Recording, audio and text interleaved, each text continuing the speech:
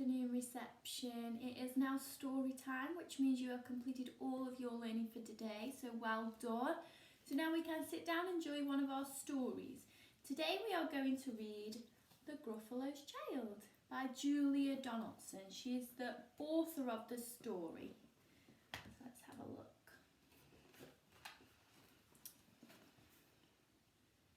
The Gruffalo said that no Gruffalo should ever set foot in the deep dark wood. Why not? Why not?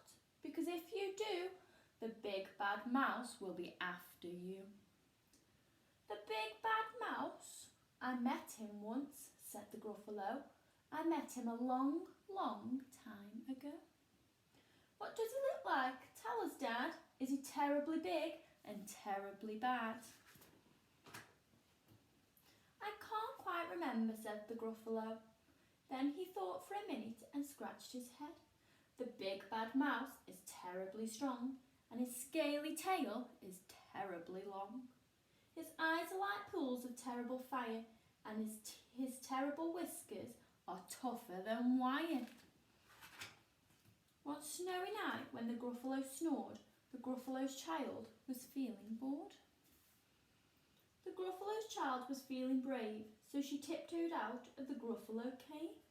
The snow fell fast and the wind blew wild. Into the wood went the Gruffalo's child. A trail in the snow. Whose is this trail and where does it go? A tail poked out of a log pile house. Could this be the tail of the big bad mouse? Out slid the creature. His eyes were small and he didn't have whiskers. No, none at all. You're not the mouse. Not I, said the snake. He's down by the lake eating Gruffalo cake. The snow fell fast and the wind blew wild. I'm not scared, said the Gruffalo's child.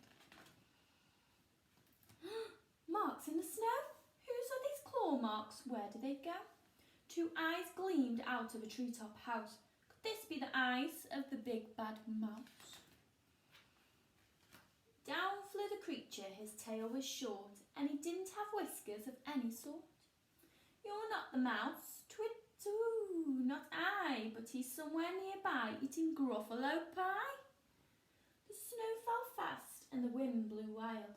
I'm not scared, said the Gruffalo's child. A track in the snow? Whose is this track, and where does it go? Whiskers at last, and an underground house.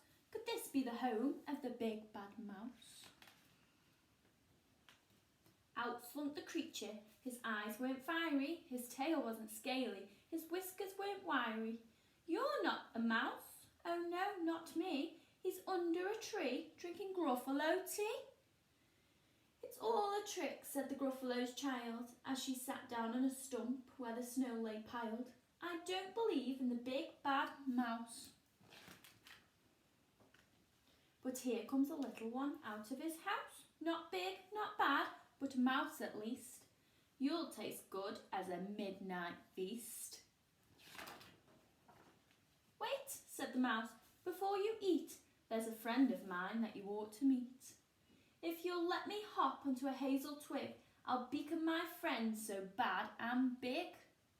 The Gruffalo's child unclenched her fist. The big bad mouse? So he does exist? The mouse hopped into the hazel tree. He beaconed and said, just wait and see. Out came the moon. It was bright and round. A terrible shadow fell onto the ground. Who is this creature so big, bad and strong? His tail and his whiskers are terribly long. His ears are enormous and over his shoulder he carries a nut as big as a boulder. The big bad mouse, yelled the Gruffalo's child. The mouse jumped down from the twigs and smiled. Aha, prints in the snow. Whose are these footprints? Where do they go? The footprints led to the Gruffalo's cave, where the Gruffalo's child was a bit less brave. The Gruffalo's child was a bit less bored. And the Gruffalo snored and snored and snored. And that was our story for this afternoon. I hope you really enjoyed it as much as me. This is one of my favourites and I know how much we love it in Swan class. So that's your story for today, and that's all of your learning done for today. So thank you for everything. Well done for all your hard work.